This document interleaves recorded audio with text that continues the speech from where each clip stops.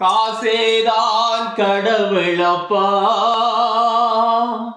அந்த கடவுளுக்கும் இது தெரியுமப்பா, கடவுளுக்கும் இது தெரியுமப்பா.